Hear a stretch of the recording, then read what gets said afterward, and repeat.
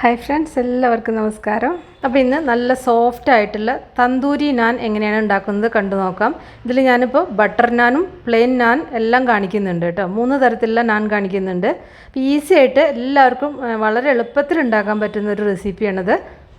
അപ്പോൾ ഈ ഒരു നാൻ ബട്ടർ ചിക്കൻ്റെ കൂടെയും അതുപോലെ തന്നെ നോർത്ത് ഇന്ത്യൻ കറികളുടെ കൂടെ, പ്രത്യേകിച്ച് പനീർ ബട്ടർ മസാലയുടെ കൂടെയൊക്കെ പെർഫെക്റ്റ് ഒരു കോമ്പിനേഷനാണിത്. അപ്പോൾ അതിനു മുന്നേ ആദ്യമായിട്ട് നമ്മുടെ ചാനൽ കാണുന്നവരുണ്ടെങ്കിൽ സബ്സ്ക്രൈബ് ചെയ്യാനും ഫോളോ ചെയ്യാനൊന്നും മറക്കണ്ട കേട്ടോ. അപ്പോൾ അതിന് വേണ്ടിയിട്ട് 2 കപ്പ് മൈദയാണ് എടുക്കുന്നത്. 250 ml കപ്പിൽ 2 കപ്പാണ് കേട്ടോ. അപ്പോൾ മൈദ എടുക്കുമ്പോൾ ഇങ്ങനെ വടിച്ചിട്ട് എടുക്കുക, കുത്തി നിറച്ചിട്ട് എടുക്കാതിരിക്കുക കേട്ടോ.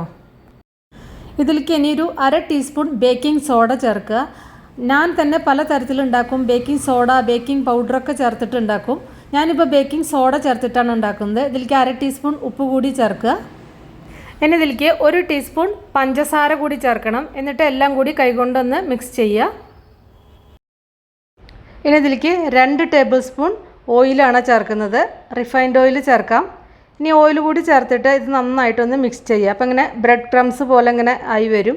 നന്നായിട്ട് ഓയിലും ആ ഉപ്പും എല്ലാം കൂടിയിട്ട് നന്നായിട്ട് മിക്സ് ചെയ്യണം. ഇനി ഇതിലേക്ക് ഒരു 1/3 കപ്പ് തൈരാണ് ചേർക്കുന്നത്. തൈര് ഞാനിപ്പോൾ ചേർത്തത് ഒട്ടും പുളി ഇല്ലാത്ത തൈരാട്ടോ. അപ്പോൾ ശ്രദ്ധിക്കുക, തൈരിന് ഒട്ടും പുളി ഉണ്ടാവരുത്.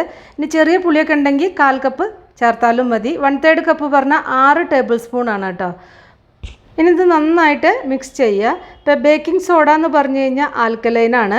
അപ്പോൾ അതിൻ്റെ കൂടെ എന്തെങ്കിലും ഒരു അസിഡിക് ഇൻഗ്രീഡിയൻറ്റ് ചേർത്താലാണ് റിയാക്ഷൻ ഉണ്ടാവുള്ളൂ. അതിനാണ് നമ്മൾ തൈര് ചേർക്കുന്നത്. ബേക്കിംഗ് സോഡ ചേർക്കുമ്പോൾ അതിൽ കുറച്ച് തൈരും ചേർത്താലാണ് റിയാക്ഷൻ ഉണ്ടാവുള്ളൂ. ഇനി ഇതിലേക്ക് ആവശ്യത്തിലുള്ള വെള്ളം ഒഴിക്കുക. ചെറിയ ചൂടുള്ള വെള്ളം ഒഴിച്ചിട്ട് വേണം ഇത് കുഴയ്ക്കുക കേട്ടോ. വല്ലാതെ ചൂട് കൂടരുത്. ലൈറ്റായിട്ടുള്ള ചൂടുള്ള വെള്ളം ചേർത്തിട്ട് ഇത് കുഴയ്ക്കുക. നല്ല സോഫ്റ്റ് ഡോ ആയിരിക്കണം. ഇതിങ്ങനെ കുഴയ്ക്കുമ്പോൾ നമ്മുടെ കയ്യിൽ നല്ല ഇങ്ങനെ ഒട്ടിപ്പിടിക്കും കേട്ടോ. ഒട്ടിപ്പിടിക്കണോണ്ട് പ്രശ്നമൊന്നുമില്ല. അതിങ്ങനെ കുഴച്ച് ഒരുവിധം ഇങ്ങനെ കുഴച്ച് വരുമ്പോൾ കയ്യിൽ കുറച്ച് ഓയിൽ പുരട്ടിയാൽ മതി. എന്നിട്ട് നന്നായിട്ട് അങ്ങോട്ട് കുഴച്ചെടുത്താൽ മതി. അപ്പോൾ പിന്നെ ഒട്ടിപ്പിടിക്കില്ല. ഇപ്പോൾ ഇതാ നല്ല സോഫ്റ്റ് ഡോ ആയിട്ടുണ്ട്. കണ്ടില്ലേ, നമ്മളിങ്ങനെ വിരൽ കൊണ്ട് തൊട്ട് കഴിഞ്ഞാൽ അതിങ്ങനെ കുഴിഞ്ഞു പോവും. പിന്നെ കുറച്ചിങ്ങനെ മാവ് ഇങ്ങനെ ലൂസായി തോന്നുകയാണെങ്കിൽ പ്രശ്നമില്ല. നമ്മൾ കുറച്ച് നേരം ഇത് റെസ്റ്റ് ചെയ്യാൻ വെക്കുന്നുണ്ട്. അപ്പോൾ അതിങ്ങനെ കറക്റ്റായിട്ട് കിട്ടും കേട്ടോ. അവസാനം കുറച്ച് ഓയിൽ ഇതിൻ്റെ മീതെ ഒന്ന് പുരട്ടി വെക്കണം, അല്ലെങ്കിൽ ഇങ്ങനെ ഡ്രൈ ആവും. എന്നിട്ട് അടച്ചു വെക്കുക കേട്ടോ. നിങ്ങളുടെ കയ്യിൽ ക്ലിംഗ് റാപ്പ് ഉണ്ടെങ്കിൽ അതുകൊണ്ട് അടച്ചു വെച്ചാൽ കുറച്ചും കൂടി നല്ലതാണ്. ഞാനിപ്പോൾ സാധാരണ ഒരു പ്ലേറ്റ് കൊണ്ട് അടച്ചു വെക്കുകയാണ്. നല്ല എയർ ടൈറ്റായിട്ട് അടച്ചു വെക്കുക കേട്ടോ. ഒരു അരമണിക്കൂറെങ്കിലും മിനിമം വെക്കുക. കൂടുതൽ വെച്ചാൽ അത്രയും നല്ലതാണ്. ഞാനിപ്പോൾ ഒരു അരമണിക്കൂർ, ഒരു 25-30 മിനിറ്റ് വരെ കേട്ടോ ഞാൻ വെക്കുന്നുള്ളൂ. അപ്പോൾ ഇനി ഗാർലിക്കിനെ ഉണ്ടാക്കാൻ എന്തൊക്കെയാണ് വേണ്ടതെന്ന് നോക്കാം. ഒരു 5-6 ഗാർലിക്ക്, വെളുത്തുള്ളി ചെറുതായിട്ടൊന്ന് അരിഞ്ഞിട്ട് ഒന്ന് ചതച്ചതാണ് കേട്ടോ. പിന്നെ 1 ടീസ്പൂൺ എള്ളിന് പകരം നിങ്ങൾക്ക് കരിഞ്ജീരകം, ഒണിയൻ സീഡ് എടുക്കാം. പിന്നെ കുറച്ച് മല്ലിയില അരിഞ്ഞതും കൂടി. അപ്പോൾ ഇത് കുഴയ്ക്കാൻ വേണ്ടിയിട്ട് 1/4 കപ്പ് പ്ലസ് 2 ടേബിൾ സ്പൂൺ ചെറിയ ചൂടുള്ള വെള്ളമാണ് ഞാൻ എടുത്തിരിക്കുന്നത് കേട്ടോ. അപ്പോൾ ചെറിയൊരു വ്യത്യാസം അങ്ങോട്ടും ഇങ്ങോട്ടൊക്കെ ഉണ്ടായിരിക്കും. അപ്പോൾ അത് ശ്രദ്ധിക്കുക. ഇനി മാവ് എടുത്തിട്ട് നന്നായിട്ട് ഒന്നും കൂടിയും കുഴയ്ക്കുക. അതിൻ്റെ ശേഷം 5-6 ബോൾസ് ആക്കുക. അതായത് നമ്മൾ ചപ്പാത്തിക്ക് ബോൾസ് ഉണ്ടാക്കില്ലേ, അതിനൊക്കെ കുറച്ചും കൂടി വലിപ്പം ഉണ്ടായിരിക്കണം. അത്രേ വേണ്ടൂ. ഇനി ഒരു ബോൾ എടുത്തിട്ട് അത് കയ്യിൽ വെച്ചിട്ട് ഒന്നും കൂടി ഒന്ന് കുഴച്ചതിൻ്റെ ശേഷം അതിങ്ങനെ ഓവൽ ഷേപ്പിൽ പരത്തുക. ഓവൽ ഷേപ്പോ അല്ലെങ്കിൽ റൗണ്ട് ഷേപ്പിലോ പരത്താം. അത് നിങ്ങൾക്ക് ഇഷ്ടമുള്ള ഷേപ്പിൽ പരത്തിയെടുത്തോളൂ കേട്ടോ. അത് എല്ലാ സൈഡും ഒരേ കനത്തിൽ പരത്തിയെടുക്കാൻ ശ്രദ്ധിക്കുക. പിന്നെ എപ്പോഴും മാവ് കുഴയ്ക്കുമ്പോൾ ശ്രദ്ധിക്കുക, കുറച്ചായിട്ട് ഈ വെള്ളം, ഞാൻ പറഞ്ഞ കണക്കിനുള്ള വെള്ളം കുറച്ചായിട്ട് ഒഴിച്ചിട്ടാണ് കുഴയ്ക്കാവൂ. ഒന്നിച്ച വെള്ളം അങ്ങോട്ട് ഒഴിക്കരുത് കേട്ടോ. കാരണം തൈര് ചേർക്കുമ്പോൾ തന്നെ അത്യാവശ്യം അതിൽ വെള്ളമാവും. പിന്നെ ആവശ്യത്തിലുള്ള വെള്ളം മാത്രമേ ഒഴിച്ചു കൊടുക്കാവൂ. അപ്പോൾ പെട്ടെന്ന് നമ്മൾ ഒന്നിച്ച വെള്ളം ഒഴിച്ചു കൊടുത്തിട്ട് പിന്നെ അധികം ആവാൻ നിൽക്കണ്ട. കുറച്ചായിട്ട് ഒഴിച്ചു കൊടുക്കുക. അപ്പോൾ അത് പരത്തിയതിൻ്റെ ശേഷം കുറച്ച് വെളുത്തുള്ളി അതിൽ നിന്ന് എടുത്തിട്ട് ഇതിൻ്റെ മീതൊന്ന് സ്പ്രെഡ് ചെയ്യുക. കുറച്ച് മല്ലിയിലും സ്പ്രെഡ് ചെയ്തിട്ട് ആ റോളർ ഉപയോഗിച്ചിട്ട് ഒന്നും കൂടി ഒന്ന് ചെറുതായിട്ടൊന്ന് പരത്തുക. അതൊന്ന് പിന്നെ അതിൻ്റെ മീതെ പിടിക്കാൻ വേണ്ടിയിട്ടാണ്. അത്രയേ ഉള്ളൂ. ഇനി ഇതെടുത്തിട്ട് ഇതിൻ്റെ മറ്റേ സൈഡിൽ കുറച്ച് വെള്ളം കൈകൊണ്ട് ഇങ്ങനെ തൂവി കൊടുക്കുക. എല്ലാ സൈഡിലും ഒരേപോലെ ആവത്തക്ക വിധത്തിൽ വെള്ളം തൂവി കൊടുക്കണം കേട്ടോ. നമ്മളിത് തവയിൽ വെച്ചിട്ടാണ് ഉണ്ടാക്കുന്നത്. അപ്പോൾ തവ ഞാൻ ചൂടാവാൻ വേണ്ടിയിട്ട് വെച്ചിട്ടുണ്ട്. ഒരു മീഡിയം ഫ്ലെയിമിൽ ചൂടായ തവയിൽ വേണം ഇതിടാൻ. ഹൈ ഫ്ലെയിമിൽ വെച്ച് ചൂടാക്കരുത് കേട്ടോ. അപ്പോൾ ഇത് ഒരു മീഡിയം ചൂടായിരിക്കണം ഈ തവയ്ക്ക്. ഇനി ഇതിലിടുമ്പോൾ ഇതിങ്ങനെ പൊള്ള വരാൻ തുടങ്ങും. പിന്നെ അതിങ്ങനെ വിട്ട് വരാനും തുടങ്ങും. ഇപ്പോൾ കണ്ടില്ലേ, നിറച്ചും ഇങ്ങനെ ഇങ്ങനെ എന്താ പറയുക പൊന്തി വരാൻ തുടങ്ങുന്നത്. അവിടെ ഇവിടെയൊക്കെ ഇങ്ങനെ കുമിളകൾ പോലെ ഇങ്ങനെ പൊന്തി വരും.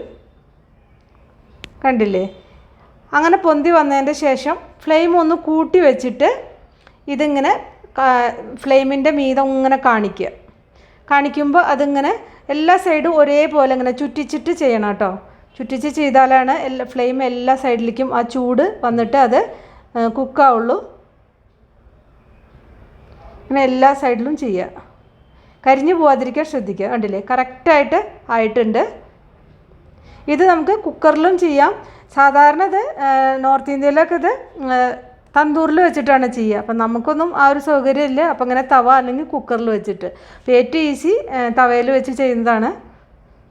ഇപ്പോൾ ഇതാ പെർഫെക്റ്റായിട്ട് തന്നെ കിട്ടിയിട്ടുണ്ട് കേട്ടോ, കരിഞ്ഞു പോയിട്ടൊന്നുമില്ല. ഇപ്പം നമ്മളിതിൻ്റെ അടിയിൽ വെള്ളം തടവി കൊടുക്കുന്നത് ഇതിൻ്റെ മീതെ ഒട്ടിപ്പിടിക്കാൻ വേണ്ടിയിട്ടാണ്, അല്ലെങ്കിൽ ഇത് അങ്ങോട്ട് പോരും. അപ്പോൾ അങ്ങനെ ആവാൻ പാടില്ല. അങ്ങനെ ആവുമ്പോൾ നമുക്കത് പിന്നെ ചുട്ടെടുക്കാൻ പറ്റില്ല. അത് കാരണം തന്നെ നോൺ സ്റ്റിക്ക് തവയുടെ മീതെ ഇത് അങ്ങനെ ഉണ്ടാക്കാൻ പറ്റില്ല, ബുദ്ധിമുട്ടാണ്. ഇനി ആവശ്യത്തിനുള്ള ബട്ടറും കൂടി തൂവി കൊടുക്കുക. അപ്പോൾ ഇതാ ഗാർലിക് നാൻ റെഡിയായി. ഇനി ബട്ടർ നാൻ ഉണ്ടാക്കാം. വീണ്ടും ആദ്യം കാണിച്ച പോലെ പരത്തുക. നിങ്ങൾക്ക് ഓവൽ ഷേപ്പിലോ റൗണ്ട് ഷേപ്പിലോ പരത്താം കേട്ടോ. എന്നിട്ട് എള്ള് അല്ലെങ്കിൽ കുറച്ച് കരിഞ്ജീരകം കുറച്ചൊന്ന് മീതെ വിതറുക, കുറച്ച് മല്ലിയിലും വിതറിയിട്ട് ഒന്ന് ഇതേപോലെ റോളർ കൊണ്ട് ഒന്ന് പ്രസ് ചെയ്ത് കൊടുക്കുക. ഒന്ന് പരത്തിയാൽ മതി. മറ്റേ സൈഡിൽ വെള്ളം തടവി കൊടുക്കുക. എന്നിട്ട് അതുപോലെ തന്നെ ഒരു മീഡിയം ഹോട്ടായിട്ടുള്ള തവയുടെ മീതെ വെച്ചിട്ട് ഇതേപോലെ തന്നെ ആദ്യം കാണിച്ച പോലെ ഉണ്ടാക്കിയെടുക്കുക. തവ അങ്ങനെ ഹൈ ഫ്ലെയിമിൽ വെക്കരുത് കേട്ടോ. അപ്പോൾ ഇതിൻ്റെ മീതെ ഇങ്ങനെ ബബിൾസ് പോലെ ഇങ്ങനെ എല്ലാ സൈഡിലും കുറച്ച് കുറച്ചായിട്ട് ഇങ്ങനെ പൊന്തി വരാൻ തുടങ്ങും. നന്നായിട്ട് അത് പൊന്തി വന്നതിൻ്റെ ശേഷം തിരിച്ചിട്ട് ഫ്ലെയിം കൂട്ടി വെച്ചിട്ട് ഇതേപോലെ തന്നെ ചുട്ടെടുക്കുക. ഇത്രേ വേണ്ടൂ. അപ്പോൾ ആവശ്യത്തിനുള്ള ബട്ടർ ഇനി ഇതിൻ്റെ മീതെ തൂവി കൊടുക്കുക. ബട്ടർ നാൻ റെഡിയായി. ഇനി പ്ലെയിൻ നാൻ ഉണ്ടാക്കാം. ഞാൻ ഇതേപോലെ പരത്തി വെച്ചിട്ടുണ്ട്. ഇതിൻ്റെ ഒരു സൈഡിൽ വെള്ളം ഇങ്ങനെ എല്ലാ സൈഡിലും ഒന്ന് വെള്ളം തൂവി കൊടുക്കുക, ഒന്ന് പരട്ടി കൊടുക്കുക കൈകൊണ്ട്. എന്നിട്ട് ഇതേപോലെ മീഡിയം ഹോട്ട് തവയുടെ മീതെ വയ്ക്കുക. അതേപോലെ ബബിൾസ് വരുന്ന സമയത്ത് ഇത് തിരിച്ച് ഫ്ലെയിം ഒന്ന് കൂട്ടി വെച്ചിട്ട് എല്ലാ സൈഡും ഒരേപോലെ ആക്കിയിട്ട് കുക്ക് ചെയ്യുക. അത്രയേ ഉള്ളൂ. എന്നിട്ട് അതിൻ്റെ മീതെ ബട്ടർ തേക്കുക.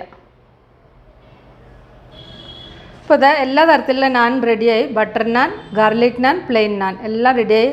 അപ്പോൾ നോക്കൂ, നല്ല സോഫ്റ്റായിട്ട് വന്നിട്ടുണ്ട്. ഇതിങ്ങനെ ഇരിക്കും തോറും കൂടുതൽ സോഫ്റ്റായിട്ട് വരും കേട്ടോ. അത്രയും ടേസ്റ്റാണ്. ഒരു കോട്ടൺ ടവലിൽ ഇങ്ങനെ പൊതിഞ്ഞ് വെച്ചാൽ കുറച്ചും കൂടി നല്ലതാണ്. കണ്ടില്ലേ? അപ്പോൾ നിങ്ങൾ എല്ലാവരും ഉണ്ടാക്കി നോക്കിയിട്ട് ഫീഡ്ബാക്കൊക്കെ അറിയിക്കുക. താങ്ക്